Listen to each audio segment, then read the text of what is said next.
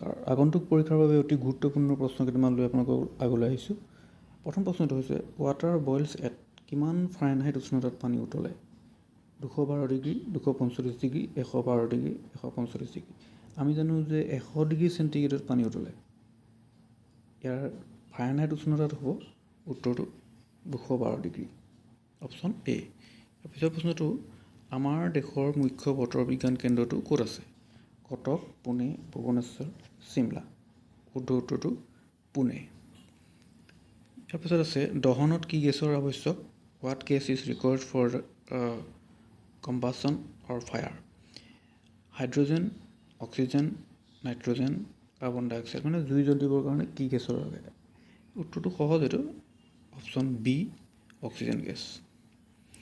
তাৰপিছত চাওক মহাকাশৰ পৰা পৃথিৱীখন কেনেকুৱা দেখা যায়? নীলা বেঙুনীয়া, নীলা সেউজীয়া, সেউজীয়া নীলা। চাৰিটা অপশ্যন দিয়া আছে। শুদ্ধ উত্তৰটো হ'ব নীলা সেউজীয়া। তাৰপিছত প্ৰশ্নটো the largest planet in the solar system. সৌৰজগতৰ আটাইতকৈ ডাঙৰ বৃহত্তম গ্ৰহ হৈ গ'ল কোনটো? জুপিটাৰ বা বৃহস্পতি, শনি, শুক্ৰ বা ভিনাছ, নেপচুন।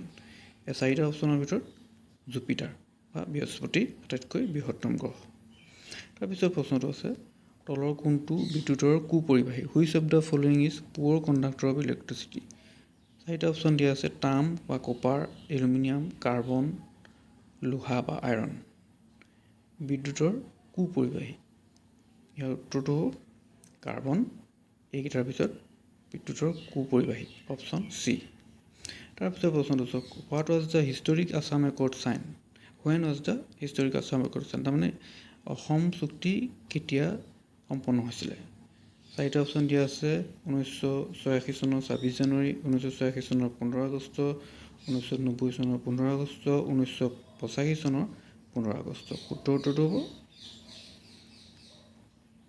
ডি, 15 আগষ্ট 1985। কাৰ মাজত হৈছে? Government of India, government of Assam আৰু all Assam student union, all Assam Gana Sangram পৰিষদ।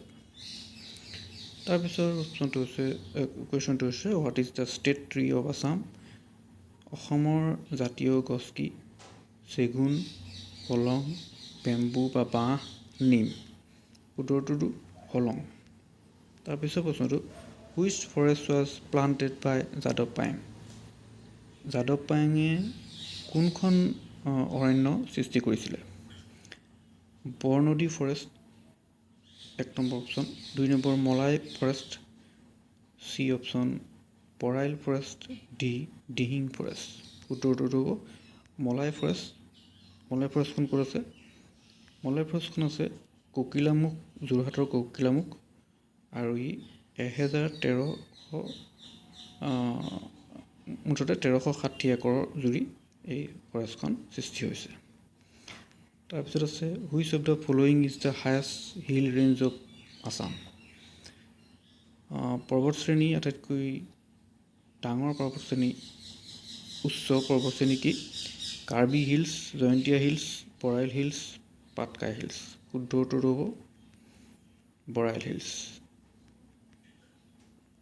তাৰপিছত আছে হু ৱান সাহিত্য একাডেমি বাল সাহিত্য এৱাৰ্ড 2024 ইন আছামিজ লেংগুৱেজ? অসমীয়া ভাষাত সাহিত্য একাডেমি বাল সাহিত্য এৱাৰ্ড পুৰস্কাৰ কোনে পাইছিলে 2024-ত? উত্তৰটো হ'ব চুতবা চক্ৰৱৰ্তী, ৰঞ্জু হাজৰিকা, শান্তনু কৌশিক বৰুৱা, দীপান্বিতা ৰয়। শুদ্ধ উত্তৰটো হ'ব অপশ্যন বি, ৰঞ্জু হাজৰিকা। তেওঁ বিপন্ন বিস্ময় খেল নামৰ অসমীয়া উপন্যাসখনৰ বাবে এই বঁটাটো পাইছিলে। তাৰপিছত আছে which country is hosting the Olympic 2024? USA, England, France, Germany. শুদ্ধ উত্তৰটো হ'ব ফ্ৰান্স। দ্য অলিম্পিক গেমছ ফ্ৰান্সৰ পেৰিছ চহৰত অনুষ্ঠিত হ'ব 26 জুলাইৰ পৰা 11 আগষ্টলৈকে।